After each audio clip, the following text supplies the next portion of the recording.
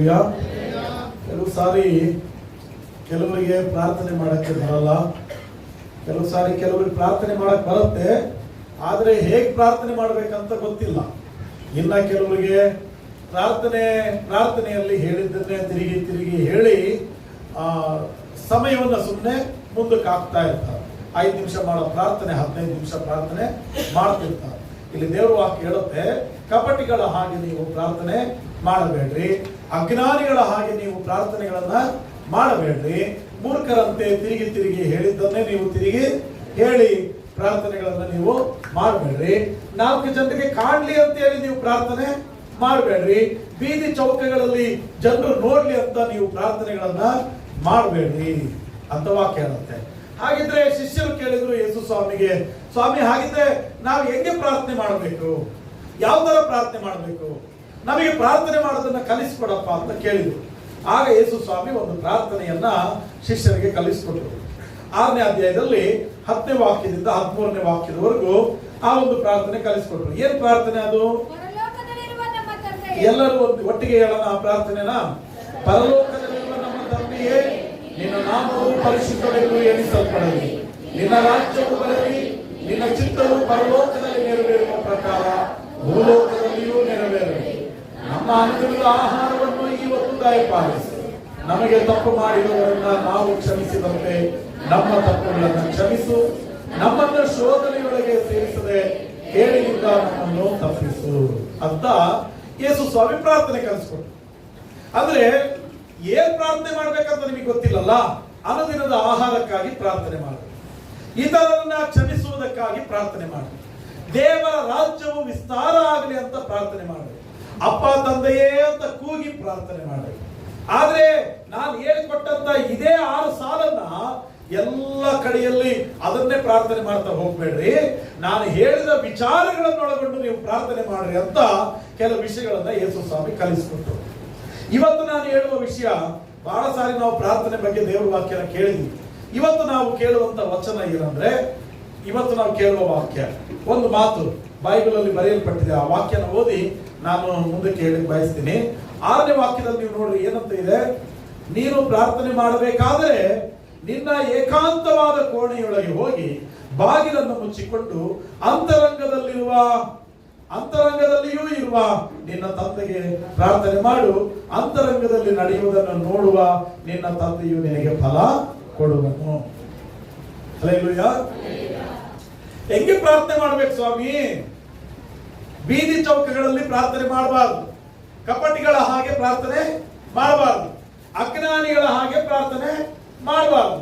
ಮತ್ತೆ ನೀನು ಹೇಳಿಕೊಟ್ಟಂತ ಪ್ರಾರ್ಥನೆಯನ್ನು ನಾವು ಮಾಡ್ತೀವಿ ಸರಿ, ಎಲ್ಲಿ ಮಾಡಬೇಕು, ಹೇಗೆ ಮಾಡಬೇಕು?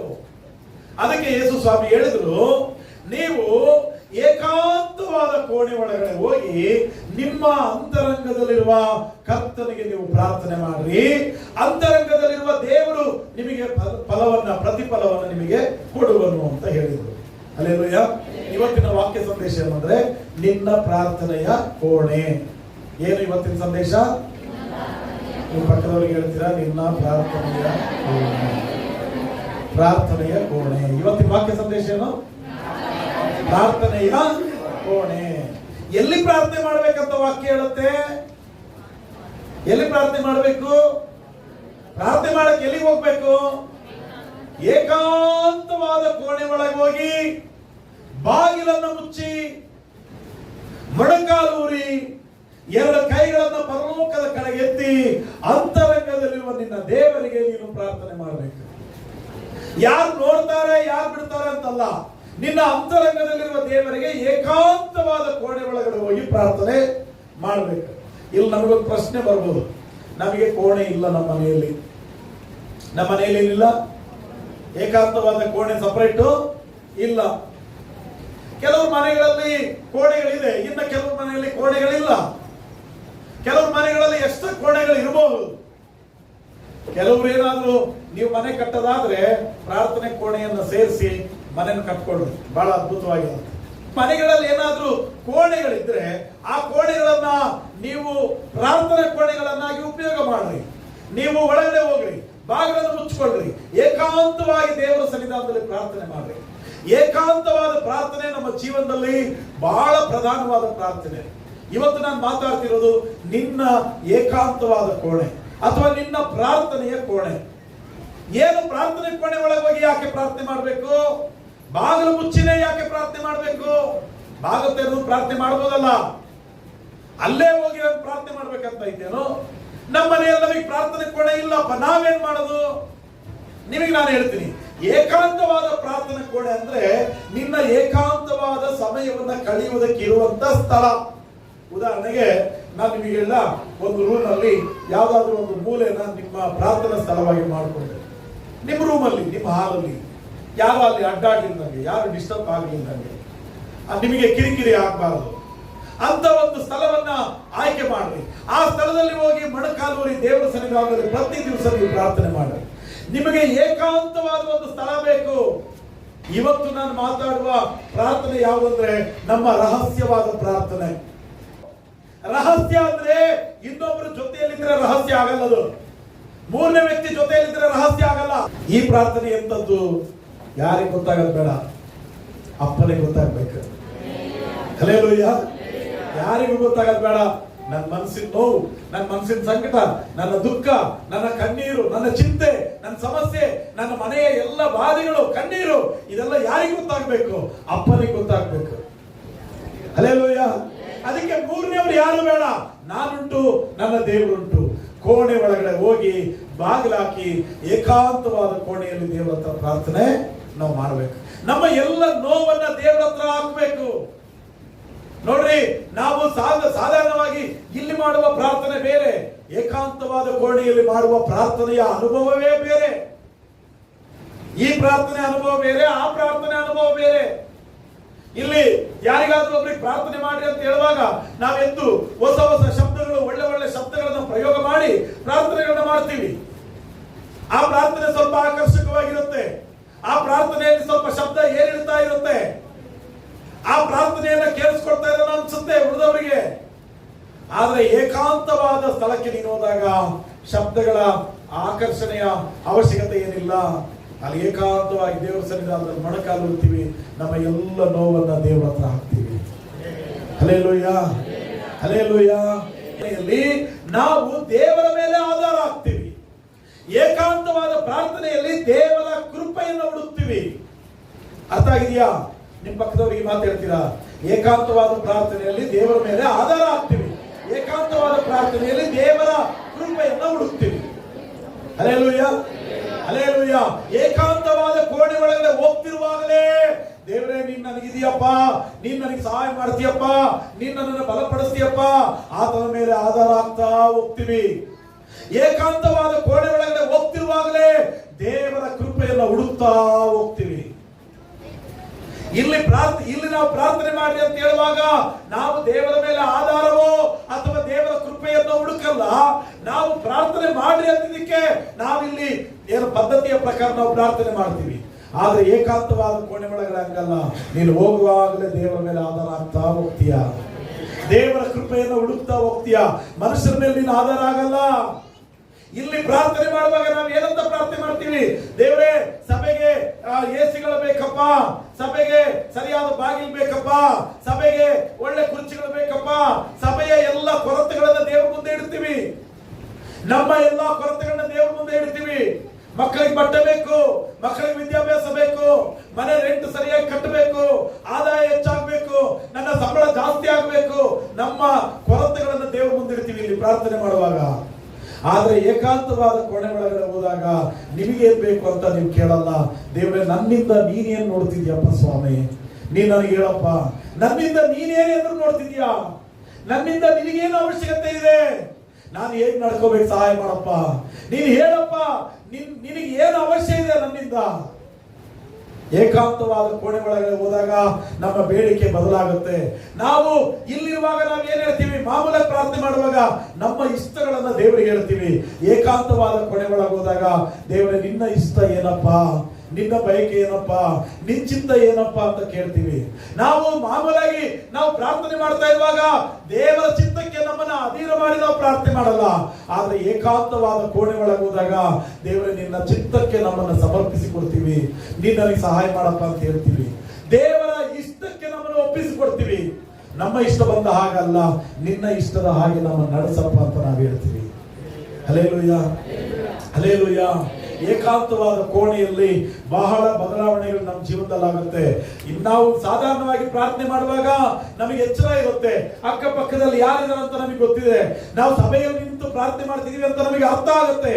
ಆದರೆ ಏಕಾಂತವಾದ ಪ್ರಾರ್ಥನೆಯಲ್ಲಿರುವಾಗ ನಮ್ಮ ಮೇಲೆ ನಮಗೆ ಸ್ವಾಧೀನ ಇರಲ್ಲ, ದೇವರಿಗೆ ನಮ್ಮ ಮೇಲೆ ಸ್ವಾಧೀನ ಇರುತ್ತೆ. ನಮ್ಮನ್ನ ಪೂರ್ತಿ ದೇವರ ಕೈಗೊಪ್ಪಿಸಿಕೊಟ್ಟು ಬಿಡ್ತೀವಿ. ದೇವರೇ ನೀನೇ ನಮ್ಮನ್ನ ನಡೆಸಪ್ಪ ಅಂತ ಹೇಳ್ತೀವಿ. ನಾವು ಸಾಧಾರಣವಾಗಿ ಪ್ರಾರ್ಥನೆ ಮಾಡ್ತಿರುವಾಗ ನಮ್ಮ ಅನುಭವಗಳು ಬೇರೆ, ಏಕಾಂತವಾಗಿ ಪ್ರಾರ್ಥನೆ ಮಾಡುವಾಗ ನಮ್ಮ ಅನುಭವಗಳು ಬೇರೆ. ಏಕಾಂತವಾಗಿ ಪ್ರಾರ್ಥನೆ ಮಾಡೋನು ಲೋಕದ ವಿಚಾರಗಳಿಗೆ ದೂರ ಇರ್ತಾನೆ, ಲೋಕದ ವಿಷಯದಲ್ಲಿ ಕಡಿಮೆ ಯೋಚನೆ ಮಾಡ್ತಾನೆ, ಲೋಕದ ವಿಷಯದಲ್ಲಿ ಅಷ್ಟು ಪರಿಜ್ಞಾನ ಇಲ್ಲ ಅವನಿಗೆ, ಲೋಕದ ಗೊಂದಲಕ್ಕೆ ಹೋಗಲ್ಲ. ಆದ್ರೆ ಹೆಚ್ಚು ಪ್ರಾರ್ಥನೆ ಕಡಿಮೆ ಪ್ರಾರ್ಥನೆ ಮಾಡೋನು, ಏಕಾಂತವಾದ ಕೋಣೆಯ ಅನುಭವ ಇಲ್ಲದವನು ಯಾವಾಗಲೂ ಲೋಕ ಸಂಬಂಧವಾಗಿ ಜೀವಿಸ್ತಾ ಇರ್ತಾನೆ. ದೇವರ ಮಕ್ಕಳೇ, ನಾನು ನಿಮಗೆ ಹೇಳ, ಏಕಾಂತವಾಗಿ ದೇವರ ಸನ್ನಿಧಾನದಲ್ಲಿ ಸಮಯ ಕಳೆಯಿರಿ, ಏಕಾಂತವಾದ ಕೋಣೆ ಒಳಗಡೆ ಹೋಗ್ರಿ, ಬಾಗಿಲನ್ನು ಮುಚ್ಚಿಕೊಳ್ಳ್ರಿ. ಯಾರು ನಮ್ಮ ಪ್ರಾರ್ಥನೆ ನೋಡೋದು ಬೇಡ, ಯಾರು ನಮ್ಮನ್ನು ನೋಡೋದು ಬೇಡ, ಯಾರು ನಮ್ಮ ಶಬ್ದ ಕೇಳಿಸ್ಕೊಳ್ಳೋದು ಬೇಡ. ನಾವ್ ಹೆಂಗ್ ಪ್ರಾರ್ಥನೆ ಮಾಡ್ತೀವಿ ಅಂತ ಯಾರು ನೋಡೋ ಅವಶ್ಯಕತೆ ಇಲ್ಲ. ನಾವು ಮೊಣಕಾಲು ಊರಿದೀವಿ ಅಂದ್ರೆ ನಮ್ಮ ಶಬ್ದ ದೇವರಿಗೆ ಕೇಳಬೇಕ್ರಿ. ಹಲ್ಲೆಲೂಯಾ. ನಮ್ಮ ಮನಸ್ಸಿನ ಆಳದ ಆ ದುಃಖ, ನೋವು, ಆ ಸಂಕಟ ಯಾವುದನ್ನ ನೀನು ಎದುರು ನೋಡ್ತಿದ್ಯೋ ಅದೆಲ್ಲವೂ ಆ ತಂದೆಗೆ ಕೇಳಿಸ್ಬೇಕು. ನೀವು ಈಗ ಪ್ರಾರ್ಥನೆ ಮಾಡುವಾಗ ನಿಮ್ಗೆ ಕೊರತೆ ಹೇಳ್ತೀರಾ, ಅಲ್ಲಿ ಪ್ರಾರ್ಥನೆ ಮಾಡುವಾಗ ನಿಮ್ಗೆ ಕೊರತೆ ಹೇಳಲ್ಲ ರೀ. ನೀವು ಈಗ ಪ್ರಾರ್ಥನೆ ಮಾಡುವಾಗ ಅಯ್ಯೋ ದೇವ್ರೆ ನೀನ್ ನನ್ನ ಜೀವನದಲ್ಲಿ ಏನು ಒಳ್ಳೇದು ಮಾಡಿದ್ಯಪ್ಪ ಅಂತ ಇಲ್ಲಿ ಪ್ರಶ್ನೆ ಮಾಡ್ತೀಯಾ. ಅದೇ ಏಕಾಂತವಾದ ಕೋಣೆಯ ಅನುಭವ ನಿನಗಿದ್ರೆ ನೀನು ಪ್ರಶ್ನೆನೇ ಮಾಡಲ್ಲ, ನೀನು ಮಾಡೋದೆಲ್ಲ ಒಳ್ಳೇದಪ್ಪ ಅಂತೀಯ, ಪ್ರಶ್ನೆನೇ ಮಾಡಲ್ಲ. ಬೇಕು ಸ್ವಾಮಿ, ಅದು ಬೇಕು ಸ್ವಾಮಿ, ನನಗೆ ಹಂಗ್ ಬೇಕಪ್ಪ ಹಿಂಗ್ ಬೇಕಪ್ಪ ಅಂತ ಏಕಾಂತವಾದ ಕೋಣೆ ಒಳಗೆ ಹೋದಾಗ ನೀನು ಏನು ಕೇಳಲ್ಲ. ಕೇಳ್ಬೇಕಂತಿರುತ್ತೆ, ನೂರಾರು ಕೇಳ್ಬೇಕಂತಿರುತ್ತೆ, ಇದು ಬೇಕು ಅದು ಬೇಕು, ಹಿಂಗ್ ಮಾಡ್ದೇವ್ರೆ ಹಂಗ್ ಮಾಡ್ದೇವ್ರೆ ಅಂತ ಕೇಳ್ಬೇಕಂತಿರುತ್ತೆ. ಏಕಾಂತವಾದ ಕೋಣೆ ಒಳಗೆ ಹೋದಾಗ ಸ್ವಾಮಿ ನನಗೇನು ಬೇಡಪ್ಪ, ನೀನ್ ನನಗಿರು ಸ್ವಾಮಿ ಸಾಕಪ್ಪ, ಇನ್ನೇನು ಬೇಡ ನನಗೆ ಏನು ಬೇಡಪ್ಪ, ನನಗೆ ಬಟ್ಟೆ ಬೇಡ, ಮನೆ ಬೇಡ, ಹಣ ಬೇಡ, ಆಸ್ತಿ ಬೇಡ, ಸ್ವಾಮಿ ನೀನ್ ನನಗಿರಪ್ಪ ಸಾಕು. ಯಾಕೆ ಗೊತ್ತಾ, ದೇವರು ನಮ್ಮ ಸಂಕಟ ಇದ್ರೆ ನೀನು ಕೇಳಿದ್ದನ್ನು ಕೇಳದೇ ಇರುವುದನ್ನ ಎಲ್ಲವನ್ನ ದೇವರು ನಿನಗೆ ಕೊಟ್ಟು ಬಿಡ್ತಾರೆ, ಎಲ್ಲ ಅವಶ್ಯಕತೆಗಳನ್ನು ಸಂಧಿಸ್ತಾರೆ. ನನಗೆ ಇದು ಬೇಕು ಅದು ಬೇಕು ಕೇಳೋ ಅವಶ್ಯಕತೆ ಇಲ್ಲ. ನಿನಗೆ ಏಕಾಂತವಾದ ಪ್ರಾರ್ಥನೆಯ ಅನುಭವ ಇರಬೇಕಷ್ಟೇ. ಏಕಾಂತವಾಗಿ ಹೋಗು, ದೇವರ ಹತ್ರ ಪ್ರಾರ್ಥನೆ ಮಾಡು, ದೇವರ ಹತ್ರ ಕೇಳು.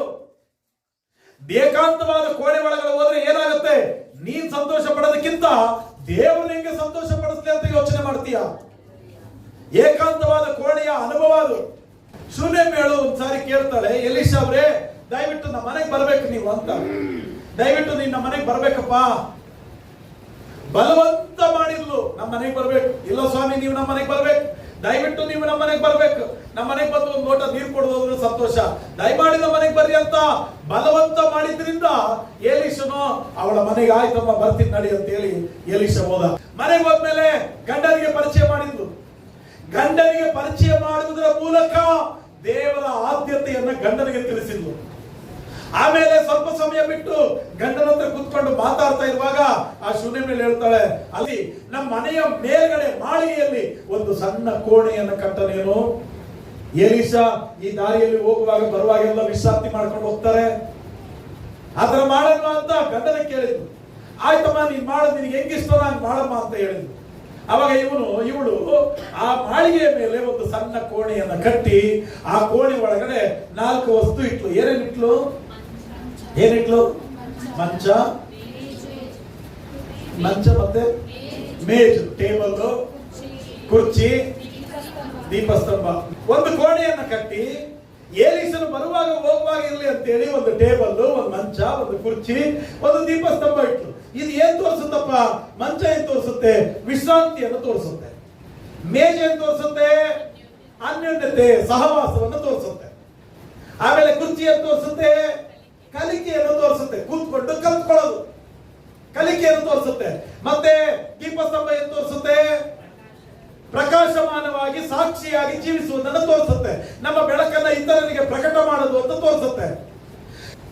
ಶೂನೇಮ್ ಸ್ತ್ರೀಯರು ಬಹಳ ಬಲಶಾಲಿಗಳು, ಮತ್ತೆ ಶ್ರೀಮಂತರು ಮತ್ತು ಸುಂದರವಾಗಿರುವವರು, ಆಮೇಲೆ ಮಹಾಜ್ಞಾನಿಗಳು, ತಿಳುವಳಿಕೆ ಇರುವಂತ ಜನರು, ಆಮೇಲೆ ಅವರು ಐಶ್ವರ್ಯವಂತರು. ಶೂನೇಮ್ಯಳಿಗೆ, ಈ ಸ್ತ್ರೀಗೆ ಎಲ್ಲದೂ ಇತ್ತು. ಅವಳಿಗೆ ಯಾವ ಕೊರತೆನೂ ಇಲ್ಲ ರೀ, ಬಹಳ ಸಮೃದ್ಧಿ ಇತ್ತು. ಯಾವಾಗ ಎಲೀಷನು ಬರುವಾಗ ಹೋಗುವಾಗ ಯಾವಾಗಲೂ ಅಲ್ಲಿ ಪ್ರಾರ್ಥನೆ ಮಾಡೋದು, ಆರಾಧನೆ ಮಾಡೋದು, ವಾಕ್ಯ ಸಾರೋದು, ಸ್ವಲ್ಪ ಹೊತ್ತು ದೇವರ ಸನ್ನಿಧಾನದಲ್ಲಿ ದೇವರ ಸಂಬಂಧದಲ್ಲಿ ಸಮಯ ಕಳೆಯೋದು, ಅಲ್ಲಿಂದ ಹೋಗೋದು ಮಾಡ್ತಿದ್ದ. ದಿನಗಳು ಕಳೀತು. ಎಲೀಷ ಒಂದ್ಸರಿ ಹೇಳಿದ ಗೆಹಜಿಗೆ, ಅವನ ಶಿಷ್ಯನಿಗೆ, ಗೆಹಜಿ, ನಾವು ಇಷ್ಟು ದಿವಸ ಈ ಮನೆಗೆ ಬರ್ತಿದೀವಿ, ಹೋಗ್ತಿದೀವಿ. ದೇವರು ಯಾವುದನ್ನು ಕೂಡ ಉಳಿಸ್ಕೊಳ್ಳಲ್ಲ. ದೇವರಿಗೆ ನೀವು ಏನಾದ್ರೂ ಕೊಟ್ರಿ ಅಂದ್ರೆ ದೇವರು ಅದನ್ನು ಉಳಿಸ್ಕೊಳ್ಳಲ್ಲ, ವಾಪಸ್ ಕೊಟ್ಬಿಡ್ತಾರೆ. ನಿಮ್ಮ ಋಣದಲ್ಲಿ ದೇವರು ಇರಲ್ಲ, ನಮ್ಮ ಋಣದಲ್ಲಿ ದೇವರು ಇರಲ್ಲ, ದೇವರ ಋಣದಲ್ಲಿ ನಾವಿರ್ತೀವಿ. ಅದಕ್ಕೆ ಪೌಲ ಹೇಳ್ತಾರೆ, ನಿನ್ನ ಋಣವನ್ನ ನಾನು ಹೆಂಗಪ್ಪ ತೀರಿಸ್ಲಿ? ನಮ್ಮ ಋಣದಲ್ಲಿ ದೇವರು ಇರಲ್ಲ. ನೀನು 10 ರೂಪಾಯಿ ಕೊಟ್ಟಿದ್ದೀಯಾ ಕಾಣಿಕೆ, ದೇವರ ತಿರುಗಿ ಕೊಡ್ತಾರೆ. ನೀನು ಪ್ರಯಾಸ ಪಟ್ಟಿದೀಯಾ, ಸೇವೆಗೋಸ್ಕರ ಕಷ್ಟಪಟ್ಟಿದೀಯಾ, ಅದಕ್ಕೆ ತಿರುಗಿ ಕೊಡ್ತಾರೆ. ನೀನು ಯಾರಿಗಾದ್ರೂ ಬಡವರಿಗೆ, ಸಭೆಯಲ್ಲಿರೋ ಬಡವರಿಗೋ, ಹೊರಗಡೆ ಇರೋ ಬಡವರಿಗೋ ಒಂದು ಬಟ್ಟೆ ನೀನು ಕೊಟ್ಟಿದ್ಯಾ, ಅದು 10 ಬಟ್ಟೆನ ತಿರುಗಿ ನಿನಗೆ ಕೊಡ್ತಾರೆ. ದೇವರು ನಿನ್ನ ಋಣದಲ್ಲಿ ಇರಲ್ಲ ಯಾವತ್ತು. ಇವನಿಗೆ, ಎಲೀಷನಿಗೆ ಒಂದು ಕೋಣೆ ಕಟ್ಟಿ ಇಷ್ಟೆಲ್ಲ ವ್ಯವಸ್ಥೆ ಮಾಡಿ ಊಟ ಕೊಟ್ಟು ನೀರು ಕೊಟ್ಟು ಪೋಷಣೆ ಮಾಡ್ತಿದ್ರೆ, ಇವನೊಂದು ದಿವಸ ಕೇಳಿದ ಗೆಹಜಿಗೆ, ಅಲ್ಲ ಈ ಹೆಣ್ಮಗಳು ಇಷ್ಟೆಲ್ಲ ಮಾಡ್ತಿದ್ದಾಳಲ್ಲ, ಆ ಹೆಣ್ಮಗಳಿಗೆ ಏನಾದ್ರೂ ಕೊರತೆ ಇದ್ರೆ ಕೇಳೋಗಪ್ಪ ಒಂದ್ಸಾರಿ, ಏನಾದ್ರೂ ಇದ್ರೆ ಕೇಳೋಗು, ಏನಾದ್ರೂ ಕೊರತೆ ಇದ್ರೆ ನಾವು ಪ್ರಾರ್ಥನೆ ಮಾಡಿ ಹೋಗೋಣಂತೆ ಅಂತ ಹೇಳಿ ಕಳಿಸಿದ. ಆ ಮನೆಯಲ್ಲಿ ಮಕ್ಕಳಿರ್ಲಿಲ್ಲ ರೀ, ಆ ಹೆಣ್ಮಗಳಿಗೆ ಮಕ್ಕಳಿರ್ಲಿಲ್ಲ, ಸಂತಾನ ಭಾಗ್ಯ ಇರಲಿಲ್ಲ. ಆವಾಗ ಇವನು ಹೋಗಿ ಆ ಯಮ್ಮನ ಕೇಳ್ದ, ಅಮ್ಮ ನಿನಗೆ ಏನಾದ್ರೂ ಬೇಕಾಗಿದೆಯೇನಮ್ಮ, ಹೇಳಮ್ಮ. ನಮ್ಮ ಎಲೀಷ ಅವರು ಹೇಳ್ತಿದ್ದಾರೆ, ನಿನಗೆ ಏನಾದ್ರೂ ಅವಶ್ಯಕತೆ ಇದೆಯಾ ಹೇಳು, ನಿಂದ ಏನಾದ್ರೂ ಕಷ್ಟ ಇದೆಯಾ ಹೇಳು. ಹಣ ಇಲ್ವಾ? ಹಣ ಇದೆ, ಬಂಗಾರ ಇದೆ, ಒಳ್ಳೆ ಬಟ್ಟೆಗಳಿದೆ, ಆಸ್ತಿ ಇದೆ, ಮನೆ ಇದೆ, ಇನ್ನು ಏನ್ ಬೇಕು? ಎಲ್ಲವೂ ಇದೆ, ಜ್ಞಾನ ಇದೆ, ತಿಳುವಳಿಕೆ ಇದೆ, ಆರೋಗ್ಯ ಇದೆ, ಎಲ್ಲವೂ ಇದೆ. ಅವಾಗ ಅವಳು ಹೇಳಿದ್ಲು, ನನಗೆ ಏನು ಬೇಡ, ನನಗೆ ದೇವರು ಎಲ್ಲ ಕೊಟ್ಟಿದ್ದಾರೆ ಅಂತ ಹೇಳಿದ್ಲು. ಏನಂತೆ? ನನಗೇನು ಬೇಡ, ನನಗೇನು ಬೇಡ. ಇದೀರಾ? ನಮಗೆ ಈ ತರ ಏನಾದ್ರೂ ಅವಕಾಶ ಬಂದಿತ್ತು ಅಂದ್ರೆ, ಒಂದು 5 ನಿಮಿಷ ನೀನ್ ಬಾರಪ್ಪ, ನನ್ನ ಹತ್ರ ದೊಡ್ಡ ಲಿಸ್ಟ್ ಐತಿ, ಲಿಸ್ಟ್ ರೆಡಿ ಮಾಡಿರ್ತೀನಿ, ಆಮೇಲೆ 5 ನಿಮಿಷದಲ್ಲಿ 2 ನಿಮಿಷದಲ್ಲಿ ನಮ್ಗೆ ಹೇಳಕ್ ಆಗಲ್ಲ ಅಂತಿದ್ವಿ, ದೊಡ್ಡ ಲಿಸ್ಟೇ ಕೊಡ್ತಿದ್ವಿ ನಾವು. ಏನ್ ಕಷ್ಟ ಇದೆ ಅಂದ್ರೆ ಆ ಸ್ತ್ರೀ ಹೇಳಿದ್ದು, ನನ್ಗೇನ್ ಸಮಸ್ಯೆ ಇಲ್ಲ, ಏನ್ ಬೇಕಮ್ಮ ನಿನಗೆ? ನನ್ಗೇನ್ ಬೇಡಪ್ಪ, ನೀವು ಬಂದು ಪ್ರಾರ್ಥನೆ ಮಾಡಿ ಹೋಗ್ತಿದ್ದೀರ ಅಷ್ಟು ಸಾಕು. ಅವಾಗ ಇವನಿಗೆ ಗೆಹಜಿ ಬೇಗ ಹೋಗಿ ಎಲೀಷನಿಗೆ ಹೇಳ್ದ, ಆ ಅಮ್ಮನಿಗೆ ಏನು ಬೇಡ ಅಂತಪ್ಪ, ಏನು ಬೇಡವಂತ, ಏನು ಬೇಡ ಅಂತೆ. ಆದ್ರೆ ಅದೇ ಗೆಹಜಿ ಹೇಳ್ತಾನೆ, ಆದ್ರೆ ನಾನು ಆ ಮನೆಯಲ್ಲಿ ಒಂದು ಕೊರತೆ ನೋಡಿದೆ. ಏನ್ ಕೊರತೆ ನೋಡಿದ್ಯಾ?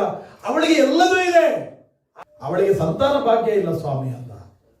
ಅವಾಗ ಅವನ ಮನೆಯಿಂದ ಹೊರಟು ಹೋಗುವಾಗ ಎಲೀಷ ಹೇಳ್ತಾನೆ, ಅಮ್ಮ ಬಾಯಿಲಿ, ಇವತ್ತು ನಾನು ಹೇಳ್ತಿದ್ದೀನಿ, ನಾನು ಇಲ್ಲಿಂದ ಹೋಗಿ ತಿರುಗಿ ಮುಂದಿನ ವರ್ಷ ಈ ಟೈಮಿಗೆ ಬರುವಾಗ ನಿನ್ ಮಡಿಲಲ್ಲಿ ಒಂದು ಮಗುವನ್ನು ನಾನು ನೋಡ್ತೀನಿ. ಹಲ್ಲೆಲೂಯಾ. ಅವಾಗ ಎಲೀಷ ಅಲ್ಲಿಂದ ಹೋದ, ತಿರುಗಿ ನೆಕ್ಸ್ಟ್ ಇಯರ್ ಮುಂದಿನ ವರ್ಷಕ್ಕೆ ಅಲ್ಲಿಗೆ ಬರುವಾಗ ದೇವರ ವಾಕ್ಯ ಹೇಳುತ್ತೆ, ಅವನು ಯಾವ ತರ ಹೇಳಿ ಹೋಗಿದ್ನೋ ಅದೇ ಪ್ರಕಾರ ಅವಳ ಮಡಿಲಲ್ಲಿ ಒಂದು ಕೂಸಿತ್ತು. ದೇವರೊಂದು ಮಗುವನ್ನ ಅನುಗ್ರಹ ಮಾಡಿದ್ರು. ದೊಡ್ಡ ಅದ್ಭುತ ಮನೆಯಲ್ಲಿ, ಬಹಳ ದೊಡ್ಡ ಸಂತೋಷ ರೀ, ಸಡಗರ. ಬಹಳ ವರ್ಷಗಳ ನಂತರ ಸಂತಾನ ಸಿಕ್ಕಿದೆ. ಬಹಳ ಪ್ರೀತಿ ಮಾಡಿ ಆ ಮಗನನ್ನು ಬೆಳೆಸಿದ್ದಾರೆ. 6 ವರ್ಷ ಆಯ್ತು, 7 ವರ್ಷ ಆಯ್ತು. ಒಂದ್ ದಿವಸ ಅವರ ಹುಡುಗನ ತಂದೆ ಹೊಲದಲ್ಲಿ ಕೆಲಸ ಮಾಡ್ತಿದ್ದ. ಈ ಸಣ್ಣ ಹುಡುಗ ಆ ಹೊಲದಲ್ಲಿ ಓಡ್ತಾ ಓಡ್ತಾ ಓಡ್ತಾ ಇರುವಾಗ ತಲೆ ಸುತ್ತಿ ಕೆಳಗಡೆ ಬಿದ್ದು ಬಿಡ್ತಾರೆ. ತಲೆ ತಲೆ ತಲೆ ಅಂತೇಳಿ ತಲೆ ಹಿಡ್ಕೊಂಡು ತಲೆ ಸುತ್ತಿ ಕೆಳಗೆ ಬಿದ್ದ ತಕ್ಷಣ ಅವಾಗ ಆ ಮಗುನ ಆಳು ಎತ್ಕೊಂಡು ಹೆಗಲ ಮೇಲೆ ಹಾಕೊಂಡು ಓಡ್ ಬಂದು ಅವಳ ಕೈಗೆ ಕೊಡುವಾಗಲೇ ಆ ಮಗು ಸತ್ತೋಗಿತ್ತು. ಆ ಮಗುವನ್ನು ತಗೊಂಡು ಅಲ್ಲಿ ಮೇಲ್ಗಡೆ ಏಕಾಂತವಾದ ಕೋಣೆಯನ್ನು ಕಟ್ಟಿದ್ರಲ್ಲ, ಆ ಕೋಣೆ ಒಳಗಡೆ ಹೋಗಿ ಆ ಮಂಚದ ಮೇಲೆ ಆ ಮಗಳನ್ನ ಮಲಗಿಸಿದ್ರು. ಏಕಾಂತವಾದ ಕೋಣೆಯಲ್ಲಿ ಮಂಚದ ಮೇಲೆ ಮಲಗಿಸಿದ್ರು. ದೇವರ ಮಕ್ಕಳ, ಏಕಾಂತವಾದ ಕೋಣೆಯ ಮಹಿಮೆಯನ್ನು ನಾನು ಹೇಳ್ತಿದ್ದೀನಿ.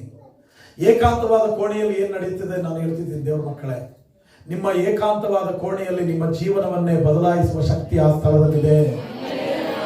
ನಮ್ಮ ಪರಿಸ್ಥಿತಿಗಳನ್ನ ಬದಲಾಯಿಸುವ ಶಕ್ತಿ ನಮ್ಮ ಏಕಾಂತವಾದ ಕೋಣೆಯಲ್ಲಿದೆ. ಆ ಅನುಭವ ನಮಗೆ ಬೇಕು. ಎಷ್ಟೋ ಜನರು ನಾವು ಪ್ರಾರ್ಥನೆ ಮಾಡ್ತಿದ್ದೀವಿ, ಆದರೆ ಏಕಾಂತವಾದ ಕೋಣೆಯ ಅನುಭವ ನಮಗಿಲ್ಲ. ಏಕಾಂತವಾಗಿ ಪ್ರಾರ್ಥನೆ ಮಾಡಿ. ನೀವುಂಟು, ನಿಮ್ಮ ದೇವರುಂಟು. ಮಧ್ಯದಲ್ಲಿ ಯಾವ ಶಬ್ದ ಬೇಡ, ಮಧ್ಯದಲ್ಲಿ ಯಾವ ಮನುಷ್ಯರು ಬೇಡ. ನಿಮ್ಮ ಎಲ್ಲ ಕಷ್ಟಗಳನ್ನ ದೇವರ ಹತ್ರ ಒಯ್ಯಿರಿ. ಇಲ್ಲಿ ಏನಾಯ್ತು? ಏಕಾಂತವಾದ ಕೋಣೆಗೆ ಹೋಗಿ ಮಂಚದ ಮೇಲೆ ಮಲಗಿಸಿದ್ರು. ಅವಾಗ ಎಲಿಷನ ಹತ್ರ ನಾನು ಹೋಗಿ ಬರಬೇಕು, ನನಗೆ ಸಹಾಯ ಮಾಡಪ್ಪ, ನನಗೆ ಒಂದು ಕತ್ತೆ ಕೊಡು, ಒಬ್ಬ ಆಳನ್ನ ಜೊತೆಲಿ ಕಳಿಸು, ನಾನು ಹೋಗಿ ಎಲಿಷನನ್ನ ನೋಡಿ ಮಾತಾಡಿಸಿ ಬರ್ಬೇಕು. ಯಾರು ಗಂಡನಿಗೆ ಹೇಳ್ತಾಳೆ, ಅಮ್ಮ ನಿನಗೆ ಹೆಂಗೆ ಇಷ್ಟ ಆಗ್ತದೆ ಹಂಗೆ ಮಾಡಂತೇಳಿ ಒಂದು ಕತ್ತೆನ ಕೊಟ್ಟ, ಒಂದು ಆಳನ್ನ ಕೊಟ್ಟ, ಹೋಗ್ಬೋಡು ಮಾಡಿ. ಇವಳು ಆಳ ಜೊತೆಯಲ್ಲಿ ಹೋದ್ಲು. ಏಲಿಷ ಎಲ್ಲಿದ್ದಾನಂತ ಹುಡುಕೊಂಡು ಹೋದ್ಲು. ಏಲಿಷನನ್ನ ನೋಡಿದ ತಕ್ಷಣನೇ ಏಲಿಷ ಕೇಳಿದ್ದೇನು ಗೊತ್ತಾ? ನಿನ್ ಗಂಡ, ನಿನ್ ಮಕ್ಕಳು, ನಿನ್ ಕುಟುಂಬ ಸೌಖ್ಯವಾಗಿದ್ದೀರೇನಮ್ಮ? ಚೆನ್ನಾಗಿದ್ದೀರಾ ನೀವು ಅಂತ ಕೇಳಿದ್ರೆ ಅವಳು ಏನಂತ ಹೇಳಿದ್ರು ಗೊತ್ತಾ? ನಾವಾಗಿದ್ರೆ ಏನ್ ಹೇಳ್ತಿದ್ವಿ ಆ ಜಾಗದಲ್ಲಿ? ನಾವು ಆ ಸ್ಥಿತಿಯಲ್ಲಿದ್ದು ನಮ್ಮನ್ನೇ ಈ ಪ್ರಶ್ನೆ ಕೇಳಿದ್ರೆ ನಾವೇನ್ ಹೇಳ್ತಿದ್ದೀವಿ? ಹಣೆ ಹೊಡ್ಕೊಳ್ತಿದ್ವಿ, ಅಲ್ಲೇ ಬಿದ್ದು ಹತ್ತು ಗೋಳಾಡಿ ಉಳ್ಳಾಡ್ತಿದ್ವಿ. ಆ ಹೆಣ್ಮಗಳು ಏನ್ ಹೇಳಿದ್ರು ಗೊತ್ತಾ? ಅಮ್ಮ ನಿನ್ ಗಂಡ, ನಿನ್ ಮಗ, ನೀನು ಎಲ್ಲ ಸೌಖ್ಯವಾಗಿದ್ದೀರೇನಮ್ಮ ಅಂತ ಕೇಳಿದ್ರೆ ಅವಳು ಹೇಳಿದ್ಲು, ಹೌದು ಸ್ವಾಮಿ, ನಾವು ಚೆನ್ನಾಗೇ ಇದ್ದೀವಿ, ನಾವು ಚೆನ್ನಾಗೇ ಇದ್ದೀವಿ. ದಯವಿಟ್ಟು ನೀನು ಒಂದ್ಸರಿ ನಮ್ಮ ಮನೆಗೆ ಬರ್ಬೇಕು, ದಯಮಾಡಿ ನೀನು ಬರ್ಬೇಕು ಮನೆಗೆ. ಹೌದಾ?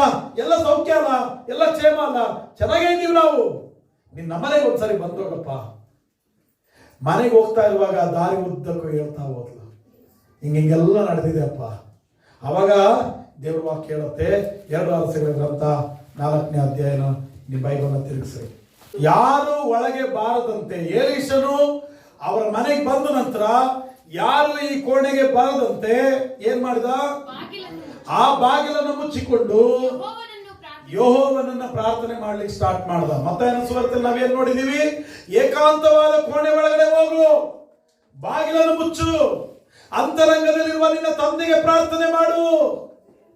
ಎಲೀಷನು ಆ ಮನೆಗೆ ಬಂದಾಗ ಏಕಾಂತವಾದ ಕೋಣೆಯನ್ನು ಕಟ್ಟಿದ್ರಲ್ಲ, ಆ ಕೋಣೆಯ ಒಳಗಡೆ ಬಂದು ಬಾಗಿಲನ್ನು ಮುಚ್ಚಿ ಏಕಾಂತವಾಗಿ ದೇವರ ಸನ್ನಿಧಾನದಲ್ಲಿ ಆ ಹುಡುಗನಿಗೋಸ್ಕರ ಪ್ರಾರ್ಥನೆ ಮಾಡ್ಲಿಕ್ಕೆ ಸ್ಟಾರ್ಟ್ ಮಾಡಿದರೆ, ಆ ಹುಡುಗನ ಮೇಲೆ ಬೋರ್ನ ಬಿದ್ದು ಪ್ರಾರ್ಥನೆ ಮಾಡ್ದ. ಅಯ್ಯ, ಈ ಹುಡುಗರಿಗೆ ಜೀವ ಕೊಡು ಅಂತ ಕೇಳ್ದ. ಬೋರ್ನ ಬಿದ್ದು ಪ್ರಾರ್ಥನೆ ಮಾಡಿ ಅವನು ಎದ್ದೇಳುವಾಗ ಅವನ ಜೊತೆಯಲ್ಲಿ ಆ ಹುಡುಗ ಕೂಡ ಜೀವಂತವಾಗಿ ಎದ್ದು ಕೂತ್ಕೊಳ್ಳಾರಿ. ದೊಡ್ಡ ಚಪ್ಪಾಳೆ ಕೊಟ್ಟು ದೇವರಿಗೆ ಮಹಿಮೆ ಸಲ್ಲಿಸೋಣ. ಆ ಹುಡುಗ ಕೂಡ ಜೀವಂತವಾಗಿ ಎದ್ದು ಕೂತ್ಕೊಂಡ. ದೇವ್ರ ಮಕ್ಕಳೇ, ನಿನ್ನ ಏಕಾಂತವಾದ ಕೋಣೆ ಒಳಗಡೆ ಹೋಗಿ ನೀನು ಪ್ರಾರ್ಥನೆ ಮಾಡುವಾಗ ನೀನು ಸೋತ ಅನುಭವದಿಂದ ಹೋಗ್ತೀಯಾ, ಜಯ ಹೊಂದಿದ ಅನುಭವದಿಂದ ಹೊರಗಡೆ ಬರ್ತೀಯಾ, ಕುಗ್ಗಿ ಹೋದವನಾಗಿ ಒಳಗಡೆ ಹೋಗ್ತೀಯಾ. ದೇವರು ನಿನ್ನ ಜೀವಕ್ಕೆ, ನಿನ್ನ ಮನಸ್ಸಿಗೆ ಸಂತೋಷವನ್ನು ಕೊಡ್ತಾರೆ, ಸಂತೋಷದಿಂದ ಹೊರಗಡೆ ಬರ್ತೀಯಾ. ನೀನು ಸತ್ತ ಅನುಭವದಲ್ಲಿ ಹೋಗ್ತೀಯಾ, ಜೀವದ ಅನುಭವದಿಂದ ಹೊರಗಡೆ ಬರ್ತೀಯಾ. ಹಲ್ಲೆಲೂಯ. ನಿನ್ನ ಏಕಾಂತವಾದ ಕೋಣೆಗಿರುವಂತ ಬಲ ಅದು, ನಿನ್ನ ಏಕಾಂತವಾದ ಕೋಣೆಯ ಅನುಭವಕ್ಕಿರುವಂತ ಶಕ್ತಿ ಅದು. ಏಕಾಂತವಾಗಿ ಹೋಗಿ ಬಾಗಿಲನ್ನು ಮುಚ್ಚಿಕೊಂಡು ದೇವರ ಸನ್ನಿಧಾನದಲ್ಲಿ ಪ್ರಾರ್ಥನೆ ಮಾಡುವಾಗ ಜೀವದಿಂದ ಇದ್ದ ಆ ಹುಡುಗನ್ನ, 6-7 ವರ್ಷದ ಹುಡುಗನ್ನ ತಗೊಂಡು ಬಂದು ತಿರುಗಿ ಆ ತಾಯಿ ಕೈಗೆ ಕೊಟ್ಟ. ಅಮ್ಮ ತಗೋ, ನಿನ್ ಮಗ ನಿನ್ ಕೈಗೆ ನಾನು ವಾಪಸ್ ಕೊಟ್ಟಿದ್ದೇನೆ. Hallelujah, hallelujah. ಎಲೀಷನ ಶಿಷ್ಯ ಒಬ್ಬನ್ರಿ. ಎಲೀಷ ಎಲ್ಲರನ್ನು ಕೂರಿಸ್ಕೊಂಡು ದೇವರ ವಾಕ್ಯ ಹೇಳಿ ಉಪದೇಶ ಮಾಡಿ ಶಿಷ್ಯರನ್ನ ಸಿದ್ಧ ಮಾಡ್ತಿದ್ದ ಅವನು. ಆ ಶಿಷ್ಯರಲ್ಲಿ ಒಬ್ಬನು ಇದ್ದಕ್ಕಿದ್ದಾಗೆ ಸತ್ತೋಗ್ಬಿಟ್ಟಾರಿ, ಆತ್ಮಹತ್ಯೆ ಮಾಡ್ಕೊಂಡು ಸತ್ತೋದ. ಶಿಷ್ಯರು ಆತ್ಮಹತ್ಯೆ ಮಾಡಿ ಸಾಯಬಾರ್ದು. ಇದೀರಾ? ಶಿಷ್ಯರು ಏನ್ ಮಾಡಬಾರ್ದು? ಆತ್ಮಹತ್ಯೆ ಮಾಡಿ ಸಾಯಬಾರ್ದು ರೀ. ಅದು ಮರಣ ದೇವರು ನಮಗೆ ಯಾವಾಗ ನೇಮಕ ಮಾಡಿ ಇಟ್ಟಿದ್ದಾರೋ ಆವಾಗ ಬರಲಿ. ಅದು ಆತ್ಮಹತ್ಯೆ ಮಾಡಬೇಡ. ಕಷ್ಟಗಳು ಬರಲಿ, ಸಂಕಟಗಳು ಬರಲಿ, ಸಮಸ್ಯೆಗಳು ಬರಲಿ, ಆಪತ್ತುಗಳು ಬರಲಿ, ಏನ್ ಬರ್ತದೆ ಬರಲಿ, ಆತ್ಮಹತ್ಯೆ ಮಾಡಬೇಡ. ನಿನ್ನ ಪ್ರಾಣವನ್ನ ತಕ್ಕೊಳ್ಳುವಂತ ಹಕ್ಕು ನಿನಗೆ ದೇವರು ಕೊಡಲಿಲ್ಲ. ನಿನ್ನ ಪ್ರಾಣದ ಮೇಲೆ ಹಕ್ಕು ದೇವರಿಗಿದೆ. ಯಾವಾಗ ಮರಣವನ್ನ ಕಳಿಸಿಕೊಡ್ತಾರೋ ಆವಾಗ ನಾವು ಸ್ವೀಕಾರ ಮಾಡಬೇಕು. ಇವನು ಶಿಷ್ಯ, ವಚನ ಕೇಳಿದ ಶಿಷ್ಯ, ಏನ್ರಿ ಟ್ರೈನಿಂಗ್ ತಗೊಳ್ತಾ ಇರುವಂತ ಶಿಷ್ಯ ಒಂದ್ ದಿವಸ ಅವನು ಆತ್ಮಹತ್ಯೆ ಮಾಡಿಕೊಂಡು ಸತ್ತೋಗ್ಬಿಟ್ಟಾರೆ. ಸ್ವಲ್ಪ ದಿನಗಳಾಯ್ತು. ಅವನ ಹೆಂಡತಿ, ಯಾರು ಆ ಶಿಷ್ಯನ ಹೆಂಡತಿ, 2 ಮಕ್ಕಳನ್ನ ಕರ್ಕೊಂಡು ಎಲೀಷನ ಹತ್ರ ಬಂದ್ಲು. ಸ್ವಾಮಿ, ನನ್ನ ಗಂಡ ನಿನ್ನ ಶಿಷ್ಯ, ನಿನ್ನ ಹತ್ರ ಕುತ್ಕೊಂಡು ವಚನ ಕಲ್ತವನು, ನಿನ್ನ ಹತ್ರ ತರಬೇತಿ ಹೊಂದಿದವನು, ಸಾಲ ಮಾಡಿ ಸಾಲವನ್ನು ತೀರ್ಸಕ್ಕೆ ಆಗದೆ, ಶಕ್ತಿ ಸಾಲದೆ ಸತ್ತೋಗ್ಬಿಟ್ಟ. ಸಾಲ ಕೊಟ್ಟವರು ಇವಾಗ ನನ್ನ ಮನೆ ಬಾಗಿಲಿಗೆ ಬಂದಿದ್ದಾರೆ.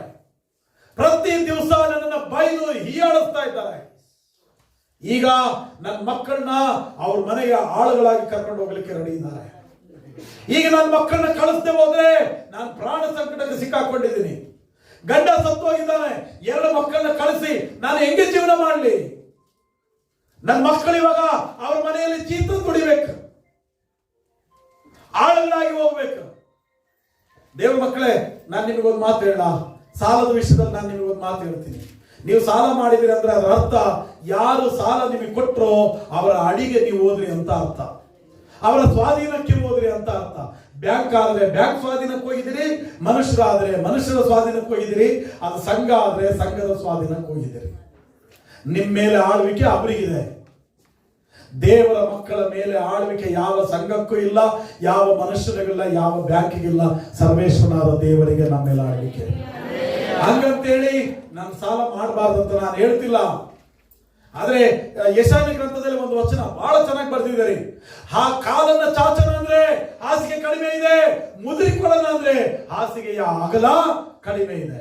ಕಾಲ್ ಚಾಚನ ಅಂದ್ರೆ ಹಾಸಿಗೆಯ ಉದ್ದ ಕಡಿಮೆ ಇದೆ, ಮುದುರಿಕೊಂಡು ಮಕ್ಕಳನ್ನ ಅಂದ್ರೆ ಹಾಸಿಗೆಯ ಅಗಲ ಕಡಿಮೆ ಇದೆ. ಮುದುರ್ಕೊಂಡು ಮಲಗಕ್ಕೆ ಆಗ್ತಿಲ್ಲ, ಕಾಲು ಉದ್ದ ಚಾಚಿ ಮಲಗಲಿಕ್ಕೂ ಆಗ್ತಿಲ್ಲ ಅಂತ ಒಂದು ಶಬ್ದ ಯೆಶಾಯನ ಗ್ರಂಥದಲ್ಲಿದೆ. ನಾವು ಆಡು ಭಾಷೆಯಲ್ಲಿ ಹೇಳ್ತೀವಲ್ಲ, ಅದೇ ಮಾತನ್ನ ಏನಂತ ಹೇಳ್ತೀವಿ? ಹಾಸಿಗೆ ಇದ್ದಷ್ಟು. ಅದನ್ನೇ ನಾವು ಹೇಳ್ತೀವಿ. ಯೆಶಾಯನ ಗ್ರಂಥ ಹೇಳಿದ್ದೆ ನಾವು ಆಡು ಭಾಷೆಯಲ್ಲಿ ಹೇಳೋದು, ಹಾಸಿಗೆ ಇದ್ದಷ್ಟು ಕಾಲು ಚಾಚು. ಅದಕ್ಕಿಂತ ಮೀರಿ, ನಿಮ್ಮ ಶಕ್ತಿಗೆ ಮೀರಿ, ನಿಮ್ಮ ಆದಾಯಕ್ಕೆ ಮೀರಿ ದಯವಿಟ್ಟು ಸಾಲ ಮಾಡಬೇಡ್ರಿ. ದೇವ್ರ ಮಕ್ಕಳೇ, ದಯಮಾಡಿ ಸಾಲ ಮಾಡಬೇಡ್ರಿ. ನಾನು ಬಹಳ ದುಃಖದಿಂದನೂ ಬಹಳ ಸಂಕಟದಿಂದ ನಾನು ನಿಮಗೆ ಹೇಳ್ತೀನಿ, ದಯವಿಟ್ಟು ದಯವಿಟ್ಟು ದಯವಿಟ್ಟು ನಿಮ್ಮ ಶಕ್ತಿಗೆ ಮೀರಿ ಸಾಲಗಳನ್ನ ಮಾಡಬೇಡ್ರಿ. ಅದು ನಮಗೆ ಒಳ್ಳೇದಲ್ಲ. ಸಾಲ ಮಾಡಿಬಿಟ್ಟಾರಿ, ಸತ್ತು ಬಿಟ್ಟ ಸಾಲ ಮಾಡಿ. ಈಗ ಹೆಂಡತಿ 2 ಮಕ್ಕಳಿದ್ದಾರೆ. ಈ ಮಕ್ಕಳನ್ನ ಕರ್ಕೊಂಡು ಬಂದು ಏಲಿಯನ ಹತ್ರ ತನ್ನ ಕಷ್ಟಗಳನ್ನ ವಹಿಕೊಳ್ತಿದ್ದಾಳೆ. ಅಯ್ಯ, ನನ್ನ ಗಂಡ ಸಾಲ ಮಾಡಿ ಸತ್ತು ಹೋದ, ಹೌದು. ಈ 2 ಮಕ್ಕಳನ್ನ ಈಗ ಜೀತ ತಗೊಂಡು ಹೋಗ್ತಿದ್ದಾರೆ. ನಾನು ಏನ್ ಮಾಡ್ಲಿ? ನನ್ನ ಮಕ್ಕಳನ್ನ ಕಳಿಸಿ ನಾನು ಏನ್ ಮಾಡ್ಲಿ? ಈಗ ಜೀವನ ಮಾಡ್ಲಾ, ಇಲ್ಲ ಸಾಲ ತೀರಿಸ್ಲಾ, ಮಕ್ಕಳನ್ನ ಜೀತ ಕಳಿಸ್ಲಾ? ನನಗೆ ಬೇರೆ ದುಡಿಮೆ ಇಲ್ಲ, ಮನೆಯಲ್ಲಿ ಕಾಳಿಲ್ಲ, ಮನೆಯಲ್ಲಿ ಊಟ ಮಾಡ್ಲಿಕ್ಕೆ ಊಟ ಇಲ್ಲ. ಇಂಥ ಭಯಂಕರವಾದ ದುಸ್ಥಿತಿಯಲ್ಲಿ ನಾನು ಬಿದ್ದೋಗಿದ್ದೀನಿ. ನಾನು ಏನ್ ಮಾಡ್ಲಿ ಸ್ವಾಮಿ? ಏಲಿಯ ಹೇಳ್ತಾರೆ, ಅಮ್ಮ ನಿಮ್ ಮನೆಗೆ ಹೋಗೋಣ ಬರಮ್ಮ, ಬಾ ನಿಮ್ ಮನೆಗೆ ಹೋಗೋಣ. ಏನಿದೆ ನಿಮ್ ಪರಿಸ್ಥಿತಿ ನೋಡಮ್ಮ ಬಾ. ಮನೆ ಹತ್ರ ಹೋಗ್ತಾನ್ರಿ. ಮನೆ ಹತ್ರ ಹೋದ್ರೆ ಮನೆಯಲ್ಲಿ ಏನೇನಿಲ್ಲ, ಮನೆ ಪಾತ್ರೆಗಳೆಲ್ಲ ಖಾಲಿ, ಎಂತದಿಲ್ಲ. ಎಲ್ಲಿ ಕೇಳ್ದ, ಅಮ್ಮ ಏನಿದೆ ಮನೆಯಲ್ಲಿ? ಏನಿಲ್ಲಪ್ಪ, ಎಲ್ಲ ಖಾಲಿ ಆಗೋಗಿದೆ. ಒಂದು ಸ್ವಲ್ಪ ಎಣ್ಣೆ ಇದೆ ಒಂದು ಪಾತ್ರೆಯಲ್ಲಿ, ಆ ಎಣ್ಣೆ ಬಿಟ್ಟೆ ಬೇರೆ ಏನಿಲ್ಲ. ಆವಾಗ ಏಲಿ ಹೇಳ್ತಾನೆ, ನೀನೊಂದು ಕೆಲಸ ಮಾಡಮ್ಮ, ಅಕ್ಕಪಕ್ಕದಲ್ಲಿ ಯಾರ್ಯಾರ ಮನೆಗಳಲ್ಲಿ ಖಾಲಿ ಪಾತ್ರೆಗಳಿದೆಯಲ್ಲ, ಎಲ್ಲ ಖಾಲಿ ಪಾತ್ರೆಗಳನ್ನ ನಿಮ್ಮ ಮನೇಲಿ ತಂದಿಟ್ಕೋ. ನಾನು ಏನ್ ಹೇಳ್ತೀನಲ್ಲ ಅದು ನೀನ್ ಮಾಡು. ಎಲ್ಲ ಪಾತ್ರೆಗಳ ಕೇಳಬ, ತುಂಬಿದ ಪಾತ್ರೆ ಎಲ್ಲಿ ಕೇಳಕ್ ಹೋಗ್ಬೇಡ. ತುಂಬಿದ ಪಾತ್ರೆ ಕೇಳಕ್ ಹೋಗಿದ್ಯಾ ಅಂದ್ರೆ ಸಾಲ ಮಾಡಿದಾಳಲ್ಲ, ತಿನ್ನ ಗತಿ ಇಲ್ಲಲ್ಲ, ಅದಕ್ಕೆ ನಮ್ಮ ಮನೆಗೆ ಬಂದಾಳ ಅಂತಾರೆ. ತುಂಬಿದ ಪಾತ್ರೆ ಕೇಳಬೇಡ. ಒಂದು ಲೋಟ ಹಿಟ್ಟು ಯಾರಿಗೆ ಕೇಳಬೇಡ, ಒಂದು ಲೋಟ ಎಣ್ಣೆ ಯಾರಿಗೆ ಕೇಳಬೇಡ. ನಮ್ಮ ದೇವರ ಗಿಡಲ್ಲ ರೀ. ಹಲ್ಲೆಲೂಯಾ. ಯಾರ ಮನೆಗೆ ಹಿಟ್ಟಿಗೆ ಎಣ್ಣೆಗೆ ಹೋಗುವಂತ ದುಸ್ಥಿತಿಯಲ್ಲಿ ದೇವರು ನಮ್ಮನೆ ಇಡಲ್ಲ. ನಮ್ಮ ಮನೆಯನ್ನ ತುಂಬಿಸುವ ದೇವರು ನಮ್ಮ ದೇವರಾಗಿದ್ದಾರೆ. ಯಾರ ಮನೆಗೆ ತುಂಬಿದ ಪಾತ್ರೆ ಕೇಳಲಿಕ್ಕೆ ಹೋಗ್ಬೇಡಮ್ಮ, ಖಾಲಿ ಪಾತ್ರೆ ಇಸ್ಕೊಂಡ್ ಬಾ. ಎಷ್ಟು ಖಾಲಿ ಪಾತ್ರೆ ಇದೆ ಆ ಖಾಲಿ ಪಾತ್ರೆಗಳನ್ನ ತಗೊಂಡ್ ಬಾ ನೀನು. ಎಲ್ಲರ ಮನೆಗೆ ಹೋಗಿ ಖಾಲಿ ಪಾತ್ರೆಗಳನ್ನ ಕೇಳಿ ಕೇಳಿ ಕೇಳಿ ಕೇಳಿ ತಗೊಂಡು ಬಂದು ಮನೆ ತುಂಬಾ ಖಾಲಿ ಪಾತ್ರೆಗಳನ್ನ ಇಟ್ರು. ಎಲೀಷಾ ಹೇಳ್ತಾರೆ ಗೊತ್ತಾ, ಅಮ್ಮ ಬಾಗ್ಲಾಕೋ, ನಿನ್ ಮನೆ ಬಾಗ್ಲಾಕೊಂಡ್ಬಿಡು. ಏನ್ ಮಾಡು? ಒಂದು ವಾಕ್ಯ ಓದಿ ದಯವಿಟ್ಟು. ಅದೇ 2 ಅರಸಗಳ ಗ್ರಂಥ 4ನೇ ಅಧ್ಯಾಯದಲ್ಲಿ, 2 ಅರಸಗಳ ಗ್ರಂಥ 4ನೇ ಅಧ್ಯಾಯ 2ನೇ ವಾಕ್ಯದಿಂದ ಸ್ವಲ್ಪ ವಾಕ್ಯ ಓದ್ತೀರಾ? ಎಲೀಷನು ಆಕೆಗೆ, ನಾನು ನಿನಗೇನು ಮಾಡಬೇಕೆನ್ನುತ್ತಿ, ನಿನ್ನ ಮನೆಯಲ್ಲಿ ಏನಿರುತ್ತದೆ ಎಂದು ಹೇಳು ಅಂದನು. ಅದಕ್ಕೆ ಆಕೆಯು, ನಿನ್ನ ದಾಸಿಯ ಮನೆಯಲ್ಲಿ ಒಂದು ಮೊಗೆ ಎಣ್ಣೆ ಹೊರತಾಗಿ ಏನೂ ಇಲ್ಲ ಎಂದು ಉತ್ತರ ಕೊಟ್ಟಳು.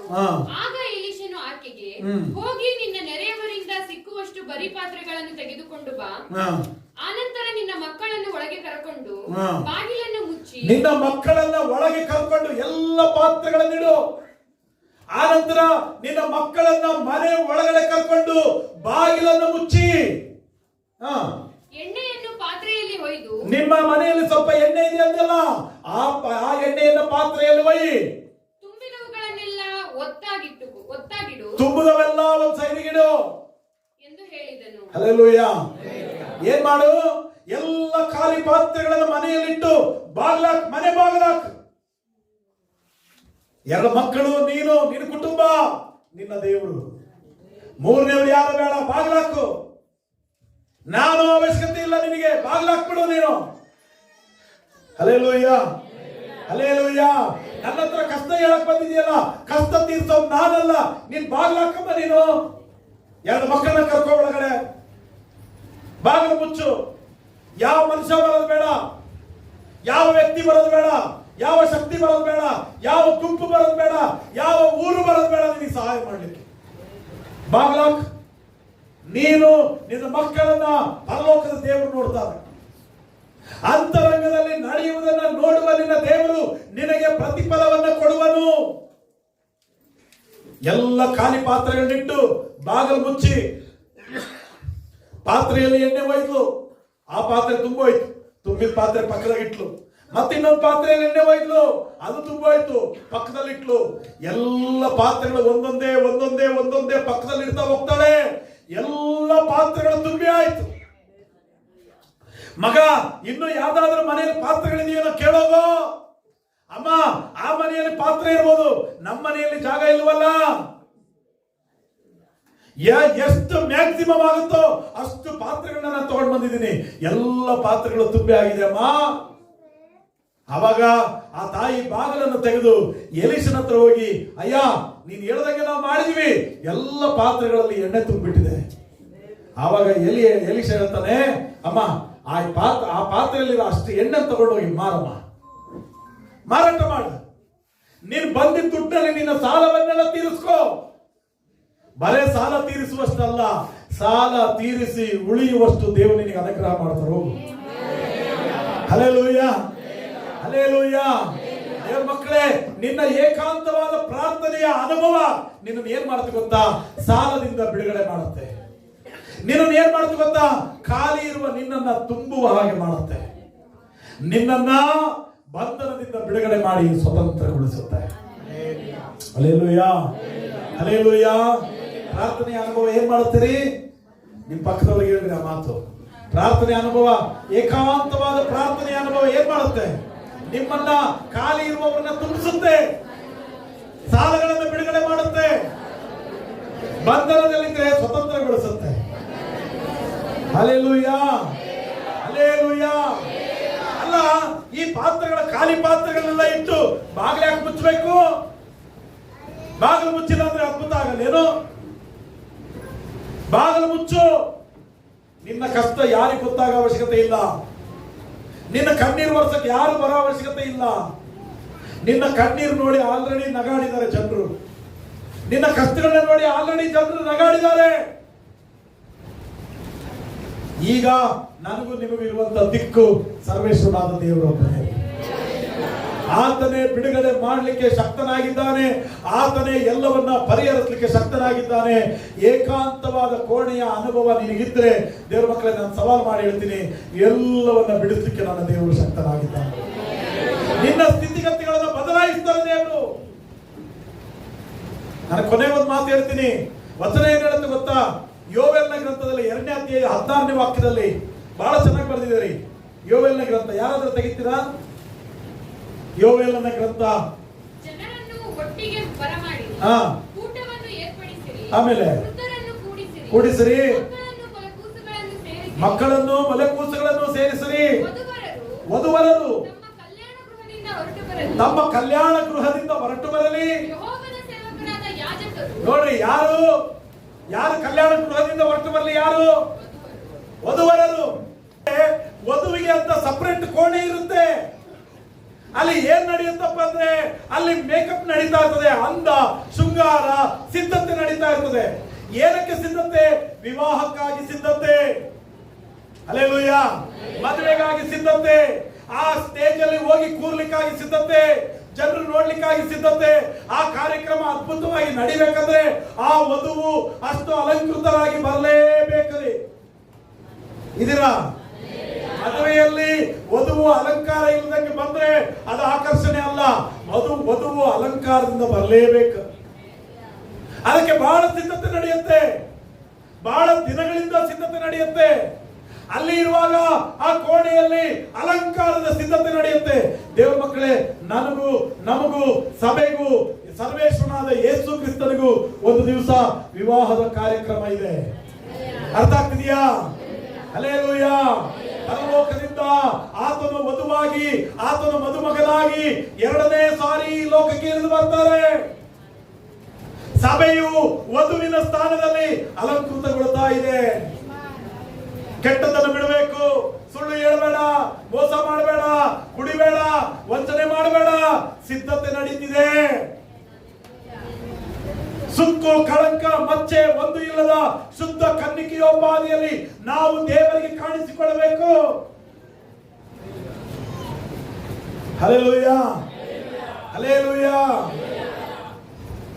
ಈ ಲೋಕದಲ್ಲಿ ಮದುವೆ ಆಗುವಾಗ ಸ್ವಲ್ಪ ಹೆಚ್ಚು ಕಡಿಮೆ ಇದ್ರೆ ಮದುವೆ ಆಗುವವರಿದ್ದಾರೇನೋ, ಆದ್ರೆ ಪರಲೋಕದ ವಿವಾಹದಲ್ಲಿ ಹೆಚ್ಚು ಕಡಿಮೆ ಆಗಂಗಿಲ್ಲ ರೀ. ಸುಕ್ಕಿರಬಾರದು, ಕಳಂಕ ಇರಬಾರದು, ಮಚ್ಚೆ ಮಾಡುವ ಕೆಲಸದಲ್ಲಿ ಪರಿಶುದ್ಧತೆ, ಮಾತಾಡುವುದರಲ್ಲಿ ಪರಿಶುದ್ಧತೆ, ಜ್ಞಾನದಲ್ಲಿ ಪರಿಶುದ್ಧತೆ, ಆಲೋಚನೆಯಲ್ಲಿ ಪರಿಶುದ್ಧತೆ. ದೇವರಿಗೆ ಸುಕ್ಕು ಕಳಂಕ ಮಚ್ಚೆ ಒಂದು ಇಲ್ಲದ ಶುದ್ಧ ಕನ್ನಿಕೆಯೋಪಾದಿಯಲ್ಲಿ ನಾವು ಕಾಣಿಸಿಕೊಳ್ಳಬೇಕು. ಏನ್ ನಡೀತಿದೆ ಕೋಣೆಯಲ್ಲಿ ಅಂದ್ರೆ ಸಿದ್ಧತೆ ನಡೀತಿದೆ, ಅಲಂಕಾರವು ನಡೀತಿದೆ. ಅದಕ್ಕೆ ದೇವರ ವಾಕ್ಯ ಹೇಳುತ್ತೆ, ವಧುವರರು ಕಲ್ಯಾಣ ಗೃಹದಿಂದ ಆ ಒಂದು ಕೋಣೆಯಿಂದ ಹೊರಟು ಬರಲಿ. ನಿನ್ನ ಏಕಾಂತವಾದ ಪ್ರಾರ್ಥನೆಯ ಅನುಭವ ನಿನ್ನನ್ನ ಮದಲಿಂಗನನ್ನ ಎದುರುಗೊಳ್ಳುವುದಕ್ಕೆ ಸಿದ್ಧ ಮಾಡುತ್ತೆ. ನೀನು ಏಕಾಂತವಾದ ಪ್ರಾರ್ಥನೆ ಮಾಡು. ದೇವರ ಮಗನೇ, ದೇವರ ಮಗಳೇ, ದೇವರಿಗೆ ಹೆಂಗಿಷ್ಟನೋ ಹಂಗೆ ನಾವು ಸಿದ್ಧರಾಗ್ತೀವಿ. ದೇವರಿಗೆ ಮೆಚ್ಚುಗೆ ಆದ ರೀತಿಯಲ್ಲಿ ಸಿದ್ಧರಾಗ್ತೀವಿ. ದೇವರು ಬಯಸುವ ರೀತಿಯಲ್ಲಿ ನಾವು ಕಾಣಿಸ್ಕೊಳ್ತೀವಿ. ನಾವು ಚೆನ್ನಾಗಿ ಡ್ರೆಸ್ ಮಾಡಿ ಬರ್ತೀವಲ್ಲ, ಅವಾಗ ಯಾರಾದ್ರೂ ಚೆನ್ನಾಗಿ ಕಾಣ್ತಿದೆ ಅಂದ್ರೆ ಎಷ್ಟು ಸಂತೋಷ ಆಗುತ್ತಲ್ಲ, ನಮಗೆ ಖುಷಿ ಆಗ್ತದ. ಇದೀರಾ? ಖುಷಿ ಆಗುತ್ತಲ್ಲ. ಅವಾಗ ಚೆನ್ನಾಗಿ ಕಾಣ್ತಿದೆ, ನಿಮಗೆ ಡ್ರೆಸ್ಸು ಚಂದ ಕಾಣ್ತಿದ್ದೀರಾ ಅಂತ ಅಂದಾಗ ನಮಗೆ ಖುಷಿ ಆಗುತ್ತೆ ರೀ. ಒಬ್ಬ ಮನುಷ್ಯನ ಆತರ ಹೇಳುವಾಗಲೇ ನಮಗೆ ಸಂತೋಷ ಆಗುತ್ತಂದ್ರೆ ಪರಲೋಕದ ತಂದೆಯಾದ ದೇವರು ನಮ್ಮನ್ನು ನೋಡಿ, ಮಗಳೇ, ಮಗನೇ, ನೀನ್ ನನಗೆ ಇಷ್ಟ ಆಗಿದ್ದೀಯಾ, ಎಷ್ಟು ಚಂದ ಇದೆಯಾ ನೀನು, ಎಷ್ಟು ಅದ್ಭುತವಾಗಿದ್ದೀಯಾ ನೀನು, ಕಳ್ತನ ಬಿಟ್ಬಿಟ್ಟಿದೀಯಾ, ಮೋಸ ಬಿಟ್ಬಿಟ್ಟಿದೀಯಾ, ವಂಚನೆ ಬಿಟ್ಬಿಟ್ಟಿದೀಯಾ, ಕುಡಿತನ ಬಿಟ್ಬಿಟ್ಟಿದೀಯಾ, ಕೆಟ್ಟ ಮಾತು ಬಿಟ್ಟಿದೀಯಾ, ಕೆಟ್ಟ ಆಲೋಚನೆ ಬಿಟ್ಬಿಟ್ಟಿದೀಯಾ, ಎಷ್ಟು ಪರಿಶುದ್ಧನಾಗಿ ಕಾಣ್ತಿದ್ಯಲ್ಲಪ್ಪ, ಎಷ್ಟು ಪರಿಶುದ್ಧನಾಗಿ ಕಾಣ್ತಿದ್ಯಲ್ಲ, ಬಾ ನನ್ನ ಮನೆಗೆ, ಬಾ ನನ್ನ ಕೋಣೆಯಲ್ಲಿ ಅಂತ ದೇವರು ಕರೆಯುವಾಗ ಇನ್ನೆಷ್ಟು ಆನಂದ. Hallelujah, hallelujah. ಯಾಕೆ? ಏಕಾಂತವಾದ ಪ್ರಾರ್ಥನೆಯ ಅನುಭವ ನಮಗೆ ಯಾಕಪ್ಪ ಅಂದ್ರೆ ನಮಗೆ ನಾವು ಸಿದ್ಧರಾಗುವುದಕ್ಕಾಗಿ, ನಮಗೆ ನಾವು ಶುದ್ಧರಾಗುವುದಕ್ಕಾಗಿ. ದೇವರ ಮಕ್ಕಳೇ, ನಾನು ಹೇಳ, ಏಕಾಂತವಾದ ಕೋಣೆಯಲ್ಲಿಯೇ ಬದಲಾವಣೆಗಳಾಗುತ್ತೆ. ಏಕಾಂತವಾದ ಪ್ರಾರ್ಥನೆಯಲ್ಲಿಯೇ ಬದಲಾವಣೆ ಸಿಗುತ್ತೆ. ಏಕಾಂತವಾದ ಪ್ರಾರ್ಥನೆಯಲ್ಲಿಯೇ ಸಮೃದ್ಧಿ ಸಿಗುತ್ತೆ. ಏಕಾಂತವಾದ ಪ್ರಾರ್ಥನೆಯಲ್ಲಿಯೇ ನಮಗೆ ದೊಡ್ಡ ಬಿಡುಗಡೆ ಸಿಗುತ್ತೆ. ನೀವು ರೂಢಿ ಇರುವವರು, ಏಕಾಂತವಾದ ಪ್ರಾರ್ಥನೆ ರೂಢಿ ಇರೋರು, ನೀವು ಪ್ರಾರ್ಥನೆ ಕಂಟಿನ್ಯೂ ಮಾಡ್ರಿ, ಇನ್ನೂ ಹೆಚ್ಚು ಪ್ರಾರ್ಥನೆ ಮಾಡ್ರಿ. ರೂಢಿ ಇಲ್ಲದಲೇ ಇರೋರು ಇವತ್ತಿನಿಂದ ಏಕಾಂತವಾದ ಪ್ರಾರ್ಥನೆಯಲ್ಲಿ ಕಳೀರಿ.